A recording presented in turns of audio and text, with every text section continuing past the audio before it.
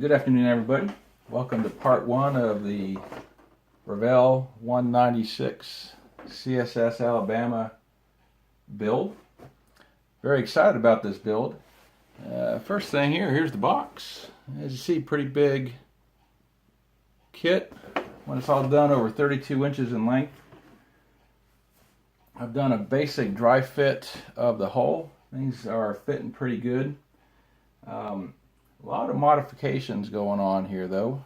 If you've done any research, you know there's a lot of things wrong with this kit. The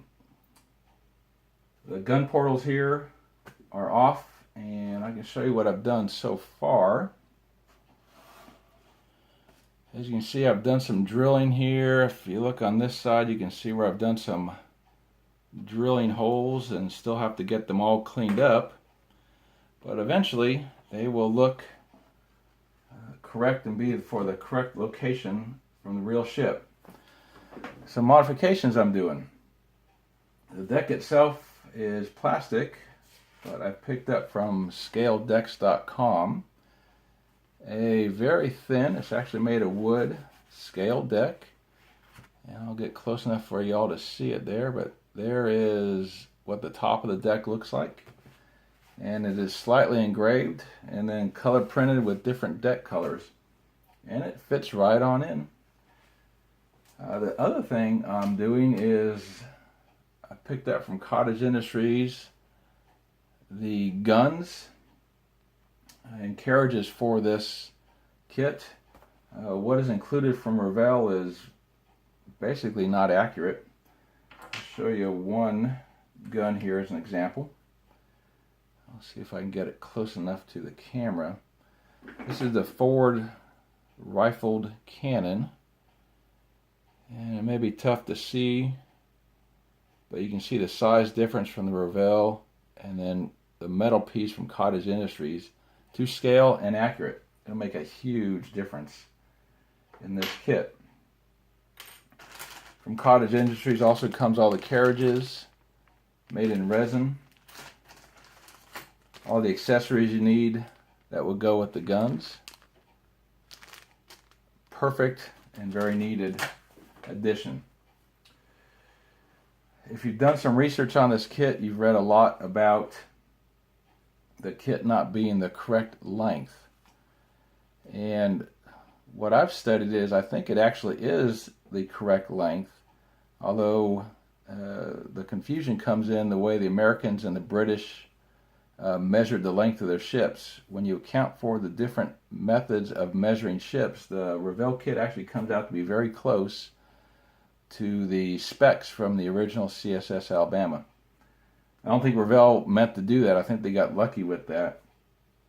If you've done research, you know this kit is basically a copy of the USS Kearsarge kit that they made just before this one, which is the exact same length as that kit. So in any event, I don't think we need to do any changing of the length, but there are a lot of modifications. Again, gun ports have to be cut in. The deck furniture, the gratings, the skylights, that sort of thing are basically wrong. For example, here's one. This is the main engine room skylight, and that will need some modifications along the way. But that should be a lot of fun. Looked at several books as to accurate placement of the deck furniture and what was going on with the gun ports and the deck, and we should have a fairly accurate representation of that once we get done.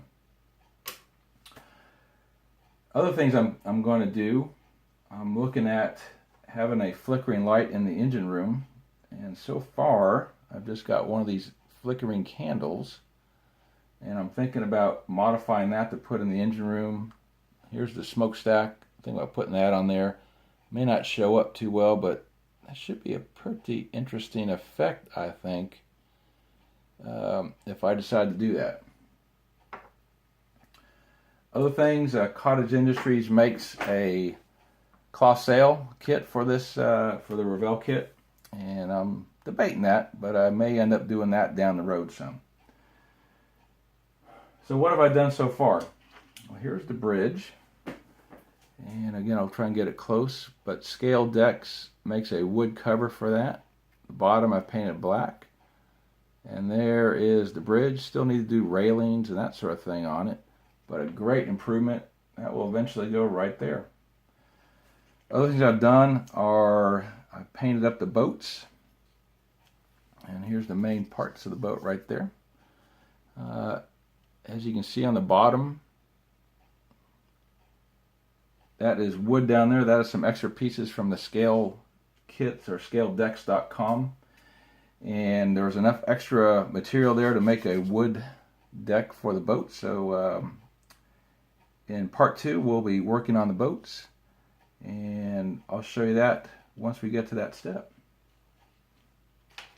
That's it for now. Thank you for watching. And part 2 again will be putting together the boats. Y'all take care.